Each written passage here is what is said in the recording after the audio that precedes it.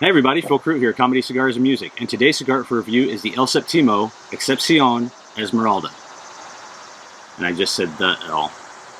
Is that the? Off the foot and wrapper, I'm getting cedar, dry hay, mixed nuts, and a dark, deep earth. Now this particular cigar is from their Diamond Collection. And the cigars in the Diamond Collection use aged tobaccos that have been aged for 5 to 15 years. This particular cigar uses tobaccos that have been aged for 5 years. And I know that because it's on the back of the band, and I'm super observant, I guess. So, extremely nice, elegant band. And in addition to those other details, this is completely from Costa Rica. So, wrapper, binder, fillers, all from Costa Rica. All right, and with that, we'll get to it.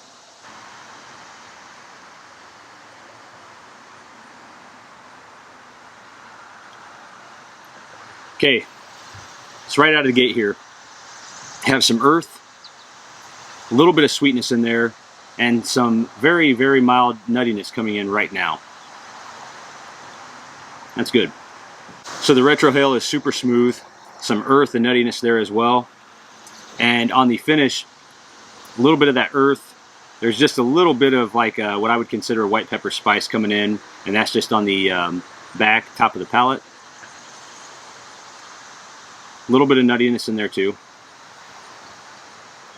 All right, and this thing is smoking like a chimney. I'm not sure with the lighting if you guys can see that, but excellent smoke output. All right, well, let's keep smoking this down, and we'll catch up here in the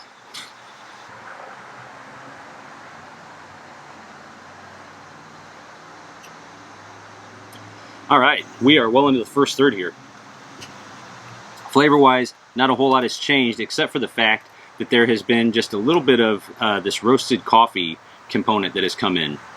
So we still have that earth, that nuttiness. Oh yeah, the sweetness is kind of backed off here, so not really any sweetness there. So earth, nuttiness, and that roasted coffee are now the primary flavors here. And as far as the retrohale goes, sorry, the nuttiness and roasted coffee are there. And then the finish, so that white pepper spice at the beginning, that kind of ramped up just a little bit through this first third, and then it kind of died back down. So that white pepper spice is actually on the finish is really gone. All that's on the finish now is this nice creaminess, and that kind of goes through the finish. So as I'm waiting for the next draw, that creaminess kind of fills everything in. But at the beginning of the finish, there's kind of this roasted coffee as well, and just a little bit of that nuttiness in there too. So I did have one, I would say pretty major burn touch up here in the first third, and actually I'll show you here, but the burn's getting a little bit wonky here again.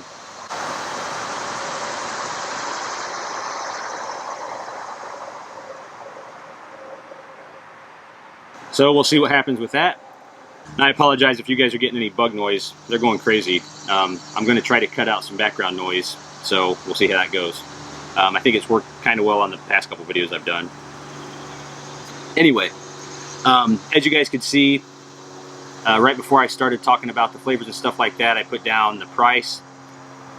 These are not inexpensive cigars, so that might be an understatement. But I have a theory, and I know you guys like my theories, for why they're so maybe pricey. So I haven't confirmed this yet, but it also hasn't been denied. So, you know, let's take that into account.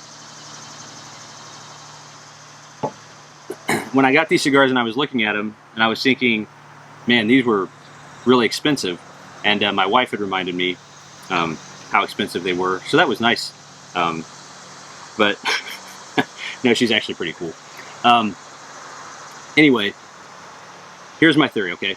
So I think what they do is, for the fertilizer, somehow they have been able to procure unicorn droppings, or, you know, for the layman, unicorn poop for the fertilizer, which would make sense. I mean, I'm assuming unicorn poop is fairly expensive. You guys would agree with that. I mean, I think all of us would agree. There's nobody else out here, but everybody here agrees with me. So, so that's just my theory. Just my theory. It could be completely unfounded. And actually, I took a draw there and got just a little bit of chocolate in there. The aroma off the cigar too kind of has a chocolatey sweetness there. A little bit of nuttiness in there. That's a good aroma. Always appreciate a good aroma off a cigar. The burn actually looks like it's kind of starting to fix itself. So I'm not going to mess with that right now. I'm going to see how that goes. All right. So you guys keep thinking about that unicorn poop or unicorn dropping fertilizer theory. And, you know, let me know what you think about that. I'm pretty sure I'm right, but, you know, I could be wrong. And I know there's some people out there saying unicorns don't exist. Well, you know what? Everybody's got their opinion. Everybody's got their beliefs. So, you know.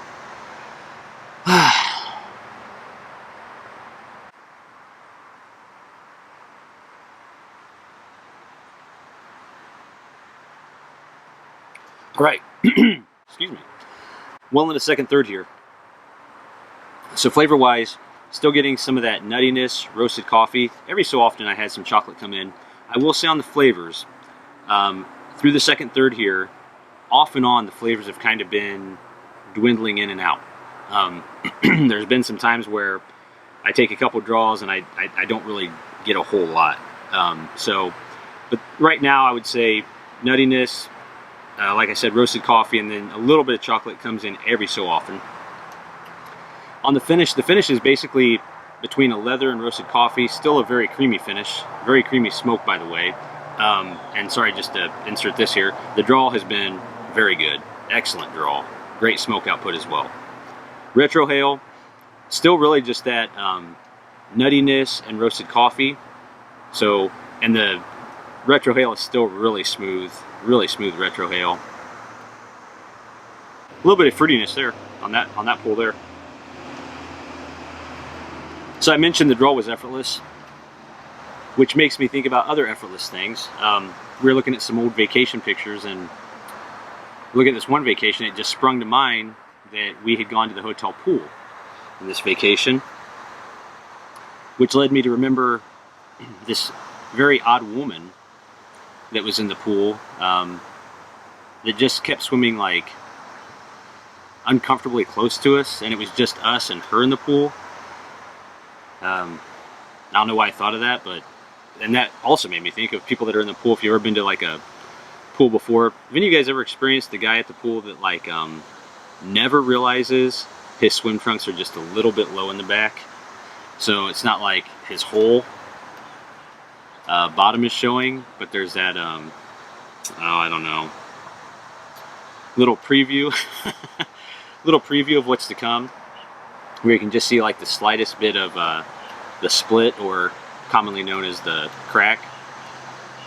And every time he pulls himself out of the water, climbs up the ladder, you just see a little bit of that water go down like a waterfall into the depths of, you know, point of no return maybe.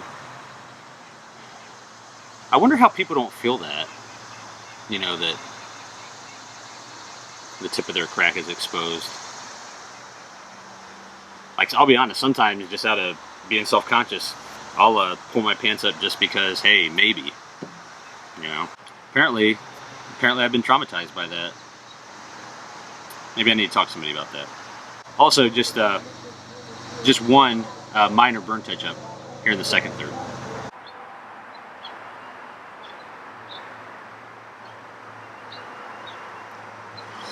Okay, rounding out the cigar here. There was, right off the bat, there was one more burn touch-up here in the final third. Now, flavor-wise, started out with that roasted coffee, nuttiness here going into the final third. And to be honest, the flavors in the last half of this final third have almost disappeared. I have gotten a little fruitiness every so often, and the roasted coffee and nuttiness that I've gotten has been there just every so often, but the last half of the final third really kind of died off here for me. As far as the retrohale goes, about the same there. That nuttiness and roasted coffee. And on the finish, there's still been that roasted coffee, some leather has come in. Still very creamy smoke. And even on these last couple draws, on the finish, there's been this like leathery black licorice, which hasn't been bad. It's been pretty good. So as far as rating this cigar goes, so out of my 4-point scale, I would give this cigar 2. The price is definitely an issue for me to keep getting more of this particular cigar. And the flavors, where they were okay, once they start kind of hit and miss, you know, playing that game, start hit and miss, start hit and missing, start hitting and missing, I don't know. Anyway, once it kind of goes into that, it kind of starts bringing the experience down a little bit there. So, and you kind of couple that with the construction, and I'm not big on having to, you know, touch up the burn. That's not a big deal to me, but for the price of this cigar, that becomes a little bit more of an issue. So yeah, I would say 2. You know, the hotel pool is just not for everybody. So, you know, you got to take that into consideration. Some people like the creepy woman swimming close to them. There might even be some people who like just that little bit, just that hint of butt crack. Just not me, not a fan. So, alrighty. Smoke time for this cigar came out to 1 hour and 32 minutes. As always, thanks for joining me. If you enjoyed this review, have enjoyed other reviews, please don't forget to like and subscribe. If you have any questions or comments, leave them below. I will get to them as they come along. Until next time, guys, don't be afraid to leave the pool if there's a creepy woman. Pull up your swim trunks. Be cool to each other. And I'll see you soon.